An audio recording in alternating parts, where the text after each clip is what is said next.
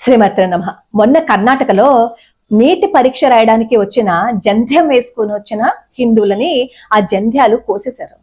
అలా కోస్తేనే పరీక్షకి వచ్చి కూర్చోవాలని చెప్పారు. అది బ్రాహ్మణుల మీద దాడి అని అనుకుంటున్నారు వెర్రి వెంగళప్పలు. కాదు, హిందువుల మీద జరిగిన దాడి. ఆ జంధ్యం క్షత్రియులు వేసుకుంటారు, వైశ్యులు కూడా వేసుకుంటారు. అది తెలియక అది బ్రాహ్మణులకి సంబంధించిన ఇష్యూ అనుకుంటున్నారు. అందుకే కొంతమంది సూడో సెక్యులర్స్ ఈ విషయం గురించి మాట్లాడరు. టార్గెట్ చేసింది ఎందుకు హిందువుల్ని టార్గెట్ చేశారు? ఈ దేశాన్ని హస్తగతం చేసుకోవాలని. భారతదేశంలోనే హిందువుల మీద దాడి జరుగుతుంటే పరాయి దేశంలో ఉన్న హిందువుల గురించి ఒకసారి ఆలోచించండి.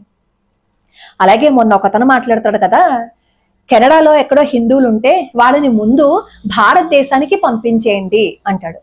అలాగే ఇంకొకతను అంటాడు కదా, మీరు ఎవరైనా సరే భారతీయ సైన్యంలో ఉంటే మేము ఒప్పుకోమంటే వాళ్ళ క్యాస్ట్ కి సంబంధించిన వాళ్ళు ఎవరైనా సరే మీరు హిందువులకి హెల్ప్ చేస్తే, భారతానికి దేశానికి హెల్ప్ చేస్తే ఒప్పుకోమని చెప్పి ఒకతను అంటాడు. ఇప్పుడు ఇంకొకతను అంటాడు కదా, ఇద్దరు జర్నలిస్టులు మాట్లాడుకుంటున్నారు అనమాట పాకిస్తాన్ లో. ఒక అతనికి 2 లక్షల మంది సబ్స్క్రైబర్స్. వీళ్ళిద్దరూ మాట్లాడుకుంటున్న దాంట్లో ఒకతను అడుగుతున్నాడు, ఒకవేళ మీరు గెలిస్తే ఏం చేయాలనుకుంటున్నారు అంటే, ఇంకా ఆలోచించలేదు, ఈ యాక్టర్స్ ని మేము పట్టుకెళ్ళిపోవాలనుకుంటున్నాం. ఎలాగా? స్లేవ్స్ గా, మామూలు స్లేవ్స్ గా కాదు.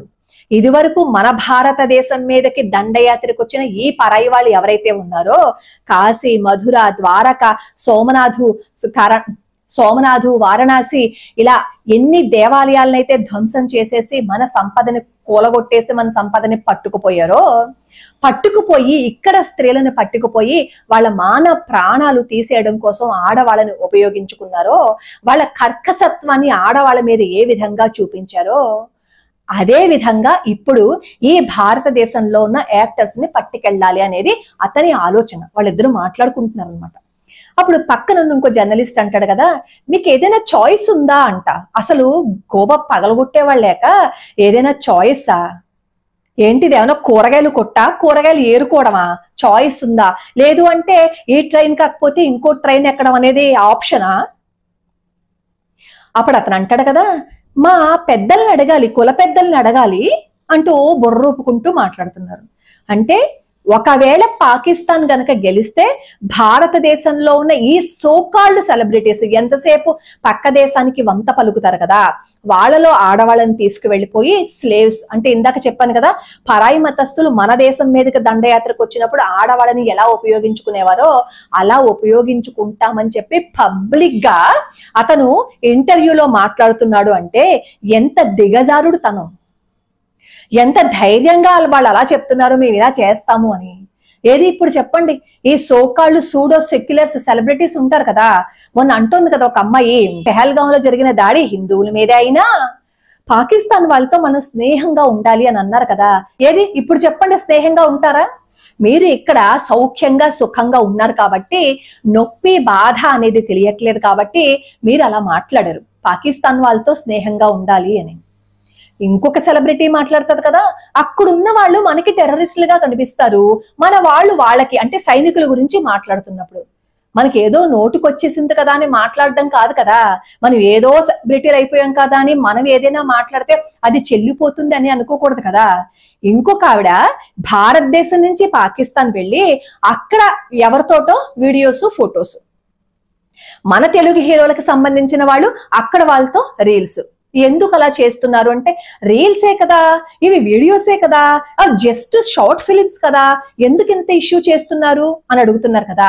ఏది ఎందుకు ఇంత ఇష్యూ చేస్తున్నారు అని అడిగిన ఈ సోకాల్డ్ సూడో సెక్యులర్స్ ఇప్పుడు మాట్లాడండి.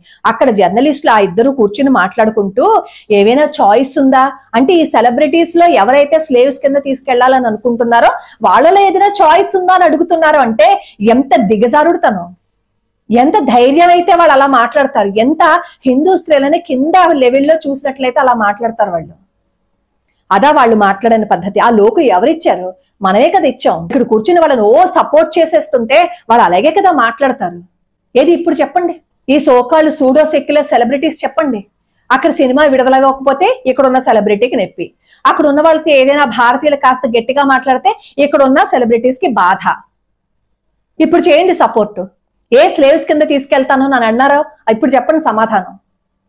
ఆడవాళ్ళని అలా తీసుకెళ్తాను అని అన్నారంటే మనకి హిందువులుగా మనకి సిగ్గుందా? మన భారతదేశంలో ఉన్న ఆడపిల్లల గురించి వాళ్ళు అలా మాట్లాడారు. మొన్న కూడా నేను వీడియో చేశాను కదా, ఆ వీడియోలో కూడా అంతే కదా. వాళ్ళు ఏం చెప్పారు? మేము హిందూ ఆడపిల్లల్నే టార్గెట్ చేస్తాము, మతం మారుస్తాము, లవ్ జిహాద్ చేస్తామని చెప్పి పబ్లిక్ గా వాళ్ళు బెదిరిస్తున్నారు. భారతదేశంలోకి వచ్చి బెదిరిస్తున్నారు, పరాయి దేశంలో ఉండి కూడా బెదిరిస్తున్నారు. ఆడపిల్లకి భద్రత ఎక్కడుంది? ఇప్పుడు కూడా మనం మాట్లాడడం, వాళ్ళనే సపోర్ట్ చేసుకుని వస్తాం. ఒక్కసారి అక్కడికి వెళ్తే మన బ్రతుకేంటి అనేది అర్థం అవుతుంది. అక్కడికి వెళ్ళి వాళ్ళు ఏ విధంగా మనల్ని చూస్తారు అనేది మనం ఎక్స్పీరియన్స్ చేస్తే అప్పుడు తెలుస్తుంది మనం ఎంత సెక్యూర్డ్గా భారతదేశంలో ఉన్నాము అనేది.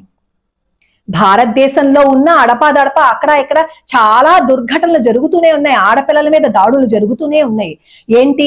మన ధర్మాన్ని రక్షించే దేశాధినేత అక్కడ ఉన్నా, మన హిందూ ధర్మం కోసం పోరాడుతున్న ఎన్నో సంస్థలు ఇక్కడ ఉన్నా సరే ఆడపిల్లల మీద, హిందువుల మీద, హిందూ దేవాలయాల మీద దాడి జరుగుతూనే ఉన్నాయి కదా.